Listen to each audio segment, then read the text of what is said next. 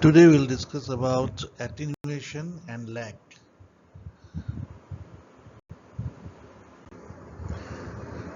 So as you know, in case of flood routing, we try to predict the outflow hydrograph with the help of inflow hydrograph.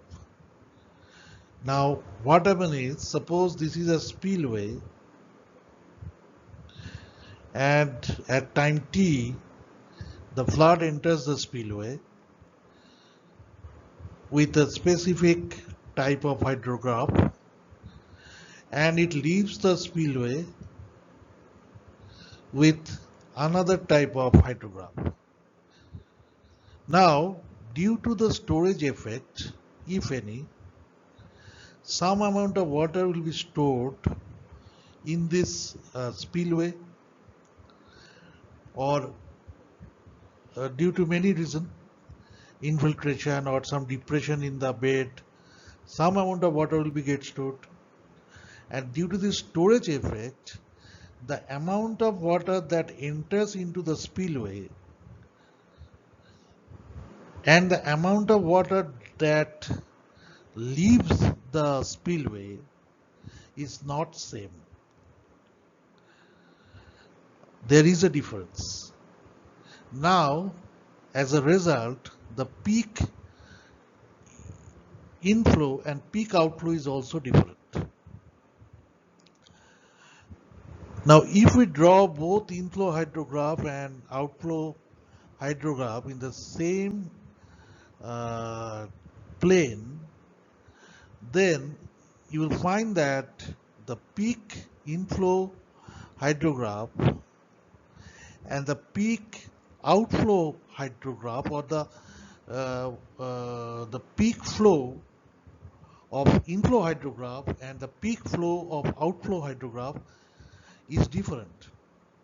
And certainly the peak inflow or peak flow at inflow hydrograph is more than the peak outflow of the peak flow of the outflow hydrograph, as I said, due to the storage effect, right? So if this is the inflow hydrograph having Qi as the peak flow, and if this is the outflow hydrograph, sorry, I just draw it. Let us draw it like this.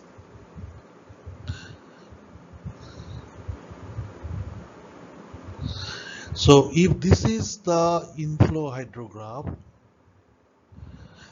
and this is the outflow hydrograph, and this is the Qi is the peak flow of inflow hydrograph, and Q subscript O is the peak flow of outflow hydrograph,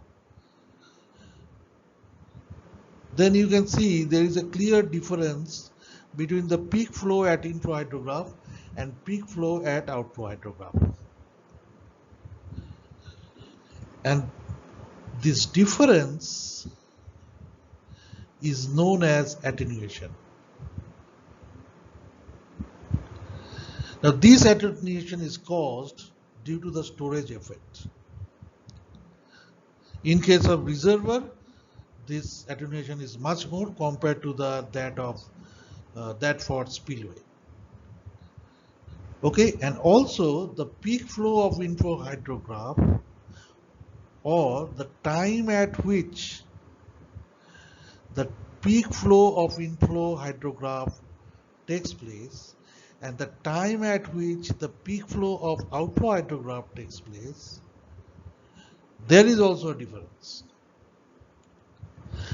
The peak flow of outflow hydrograph occurs at some time after the peak flow of inflow hydrograph occurs, and this difference of time is known as lag. This difference of time is known as lag. So owing to the storage effect, the peak of the outflow hydrograph will be smaller than that of the inflow hydrograph. This reduction in the peak value is called attenuation, and the peak of the outflow occurs after the peak of the inflow. The time difference between the two peaks is known as lag. Now, the attenuation and lag of a flood hydrograph uh, at a reservoir is of two very important aspects with respect to the flood control criteria and the entire reservoir operating design or the way we will operate the reservoir. In those decisions, both this attenuation and lag are two very important factors. Okay, and what factors affect the lag and attenuation? Storage capacity of the reservoir or spillway or whatever it is, and the characteristics of the spillways and other outlets control the lag and attenuation of an inflow hydrograph. That means the physical characteristics, or rather to be more precise, geophysical characteristics of the storage structure and also the spillways attached to it, or any other outflow channels attached to that storage structure, controls the amount of attenuation and also the amount of lag. If a reservoir is big, having a huge storage capacity, then the attenuation and lag both will be at the higher scale. Okay, and if the storage capacity or storage ability of a reservoir is very at the lower side, then lag and attenuation will also be at the lower side. And another point you must note is that in case of uncontrolled uh, spillways, right, or uncontrolled channels or uncontrolled outlet structures, sorry, anything which is uncontrolled, if the storage structure or the spillway attached to it or outlet attached to the storage structure is uncontrolled, that means it is unrestricted, there is no gate in it. In that case, the peak of outflow hydrograph will occur or always occur at the intersection of the inflow hydrograph and outflow hydrograph. Take this example, this case. This is the inflow hydrograph and this is the outflow hydrograph. This is the inflow, this is the outflow. Both the hydrograph is intersecting here. You see, here at this intersection, the peak flow of outflow hydrograph takes place or occurs.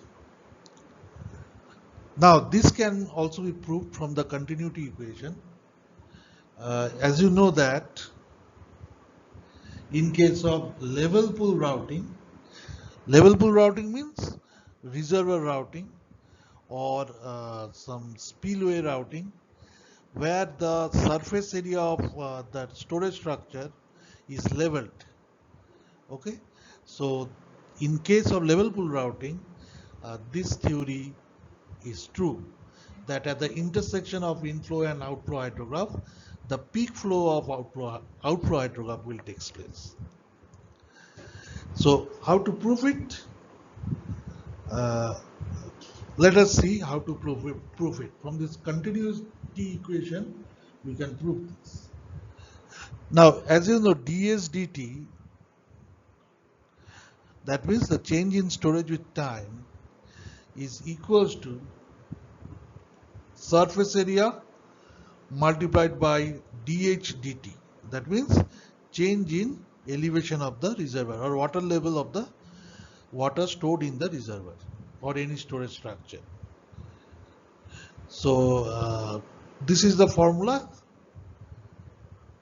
or this is a relation that holds true. Now what happens is, at peak outflow,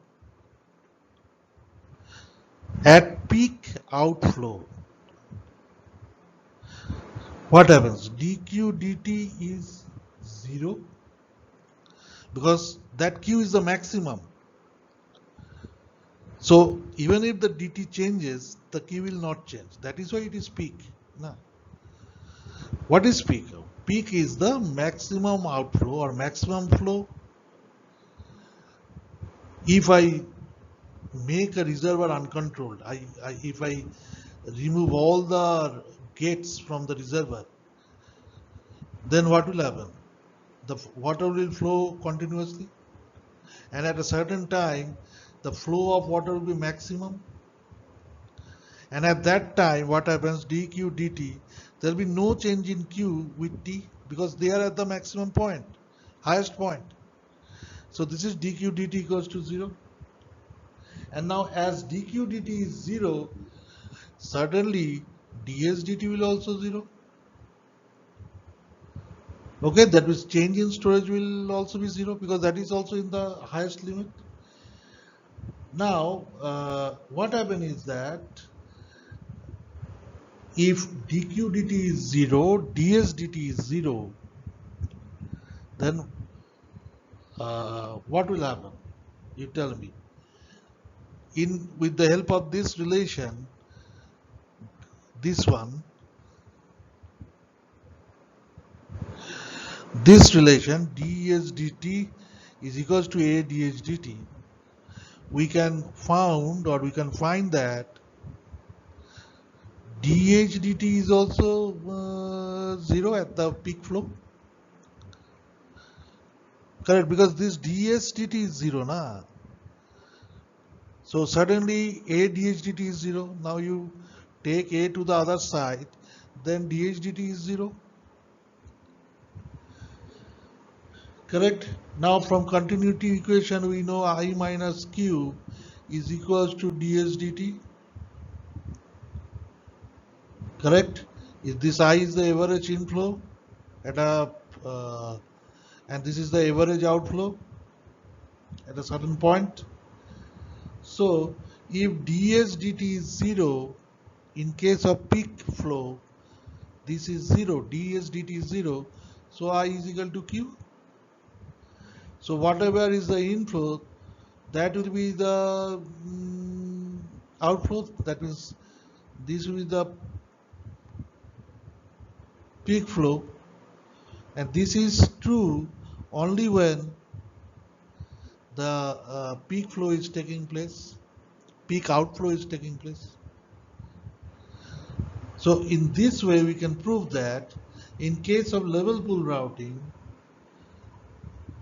at peak flow or at the intersection of inflow hydrograph and outflow hydrograph, peak flow of outflow hydrograph will take place.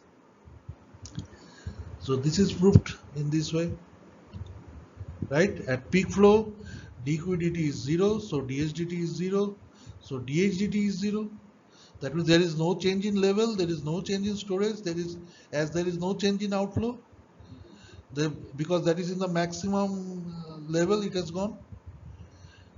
So the continuity equation states that I minus Q is equal to dH dt. So dH dt here is 0, so I is equal to Q. So this hold true, correct? Matlab in peak flow only, both I and Q is same. Matlab flow at inflow hydrograph and flow at outflow hydrograph will be same. Only in case of peak flow. So this is your Q and this is your T.